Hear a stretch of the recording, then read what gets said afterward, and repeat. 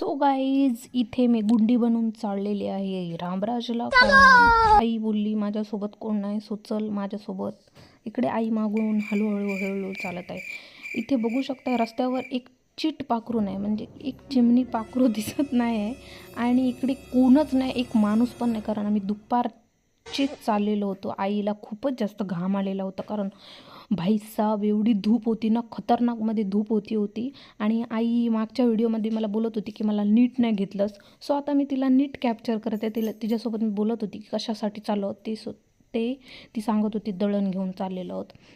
आमचं अजून एक काम होतं की आम्ही चाललेलो होतो बँकेमध्ये.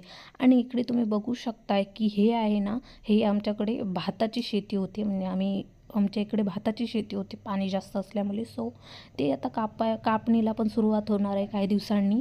आणि इकडे नदीचं पाणी एवढं स्वच्छ आणि सुंदर होतं ना, ओ गॉड खरंच. आणि जेव्हा पूर येतो ना, तेव्हा त्या पुरामध्ये अटकलेलं होतं काहीतरी झाड.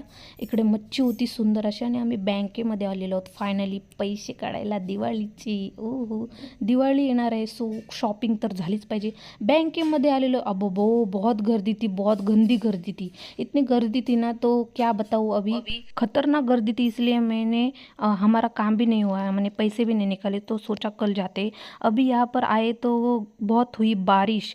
अभी मेरे तो इसलिए मुर्गियों को लगी थी भूक. तो मी आता त्यांना खायला घातले. तुम्ही बघू शकता किती मार झगडा करून खात होते. एवढी भूक लागलेली होती ना, तर काय सांगू. इकडनं हळूहळू एक मुर्गी येत होती. आमच्याकडे कोंबड्या आहेत गाईत. सो ही बघा कशी खायला येते. आणि यांना मी मस्तपैकी खायला घातल्यानंतर भेटूया उद्या. Bye bye.